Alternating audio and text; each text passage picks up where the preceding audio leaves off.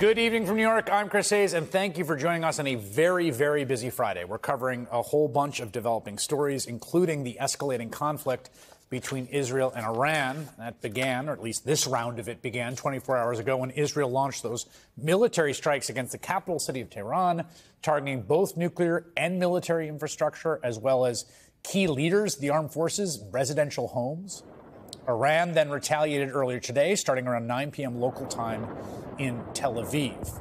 The United States helped Israel defend against those strikes, so now we have apparently been pulled into yet another war in the Middle East, which really does seem to me to amount to another broken promise from the Trump administration, which quite clearly campaigned on that not happening. We're going to have much more on this story a little later in the hour. We begin tonight with what's happening here in the United States on American streets, where resistance and protests and public opinion and politics, all of that still matter. Across many, many different fronts today, the country is locked in a kind of arm wrestle between Donald Trump's desire to subjugate the country under his rule and the people's desire to not be governed unilaterally by a king. This conflict, of course, perhaps most pronounced in Los Angeles, where Trump has deployed the National Guard against the wishes of the state Democratic governor. The use of National Guard members was actually struck down by a district court judge yesterday, although they remain in L.A. pending an appeal. As of today, you've also got 200 Marines that have been deployed into California, which is an enormous escalation. It shouldn't be conflated with the National Guard presence. We don't have Marines on U.S. streets, even under, normal conditions of civil unrest. According to Reuters, those Marines already detained at least one person at the federal building they have been directed to protect. And in fact, Reuters reporting the man that you see there, get this, ready? He's a veteran who was going to an appointment at the Department of Veterans Affairs and accidentally crossed a yellow line. This overreach extends far beyond the troops in L.A. Today, the Trump administration said it would not release recent Columbia graduate student Mahmoud Khalil, a legal resident, a green card holder who has not been charged with any crime. You may remember he was snatched from his home in front of his then 9-month pregnant wife. He's been imprisoned for 3 months over his protected political speech protesting Israel's war in Gaza. Now, Trump's Department of Justice said it would not release Khalil even after a federal judge determined he cannot be deported or detained under the reasoning initially provided by Secretary of State Marco Rubio, which is that Khalil's very presence in the country poses a national security threat. So the government now is saying he's being held for a different reason, related to some discrepancy in his green card application, which the same judge declined to block thus far. Now, let's be clear here, right? Mahmoud Khalil was not arrested and detained over a paperwork dispute. We're talking about the same administration that had federal agents manhandle a United States senator, force him to the ground, and handcuff him after he tried to ask a question at a press conference held by Trump's Homeland Security Director, Kristi Noem. A press conference, by the way, where Noem admitted that the military presence in Los Angeles was explicitly for political and ideological purposes. She said to liberate them from the socialist governing class there. This is also the same government that tried to forcibly prevent a United States congresswoman from exercising basic and legally protected oversight at an ICE detention facility in her district. Again, all in front of witnesses, all in front of cameras. They then charged the same congresswoman with federal crimes for her troubles.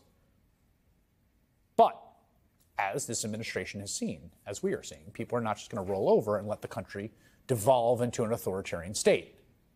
And we are seeing this sort of inherent conflict, what has been the story of Trump 2.0 so far, to my mind, come to a head tomorrow, in fact. Donald Trump is holding a North Korean-style military parade, Soviet-style military parade through the nation's capital, something that we just don't do as a country. Like the last one we did was after the first Persian Gulf War, which was celebrating the end of a war. We don't have that here. It just so happens to fall on his 79th birthday. He's even fundraising from it, if you could believe it. Well, you can, of course. Sending out this email with the subject line, quote, "Please help me before my military parade." I'm sorry, that's a funny sentence. My military parade. And of course, Donald Trump has already promised, quote, "very heavy force" against anyone who would choose to protest his special day. He didn't direct this at rioters or looters or people that broke the law. He said protesters would be met with very heavy force. And so it's not surprising that in places like, say, Florida, officials are out there talking like this.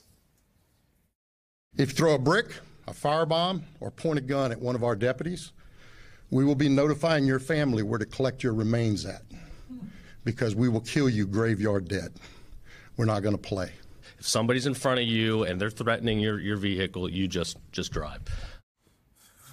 Regardless of the threats, there will be enormous peaceful protests tomorrow, all across the country. In fact, from coast to coast, there will even be a few international protests in solidarity against Donald Trump's desire to rule like a king. In fact, we've been seeing a lot of protests against Donald Trump lately, and you might not know this if you watch the news, right? Writ large.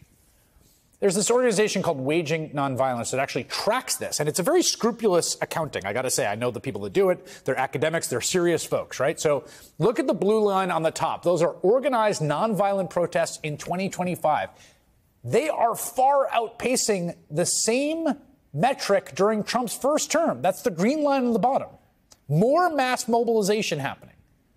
Anecdotally, we are seeing report after report after report. I mean, truly, dozens a day I come across showing that regular people of all kinds of different politics and ideologies, even people who voted for Trump, are just not happy about his indiscriminate mass deportation scheme. Voters may support deporting those who have committed serious crimes. The polling would indicate that that's true. What is clear they do not support is deporting friends and family members and their neighbors and their coworkers and chasing people through strawberry fields and their employees.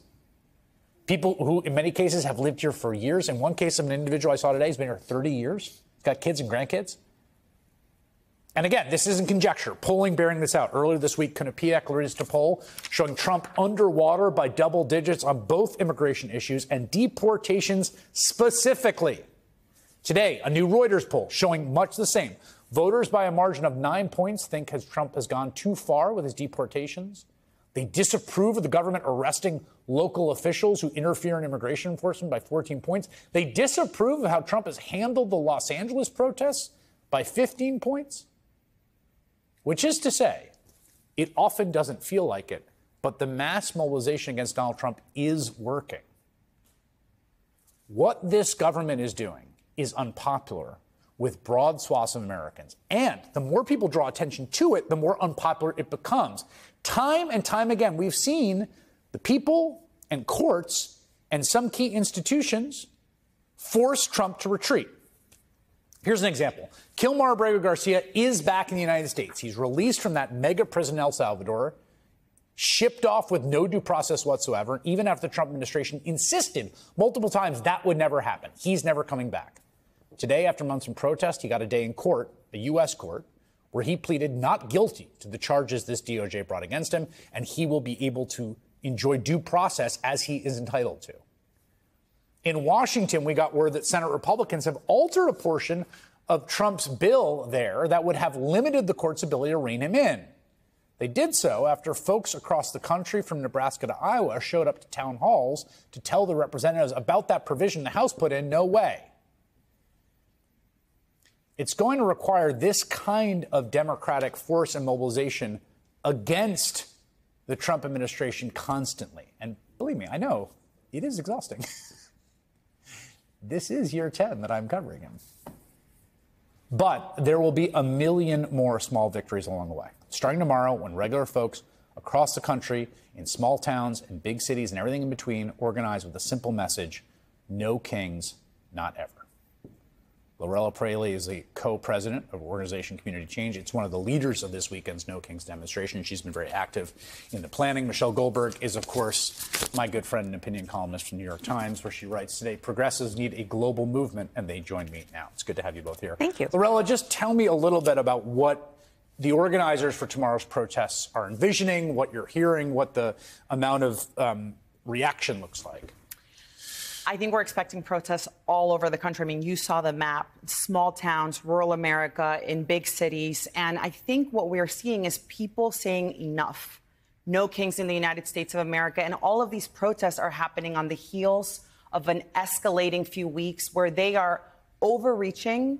They are full force in elementary schools, at Home Depots, now also reportedly today going to parks, picking up nannies and the kids that they are taking care of to deport undocumented people. But actually what we're seeing across this country is them targeting anyone who looks like me, anyone who is Latino or brown and beyond in this moment. And so I think what we're going to see tomorrow is people saying that is not who we are.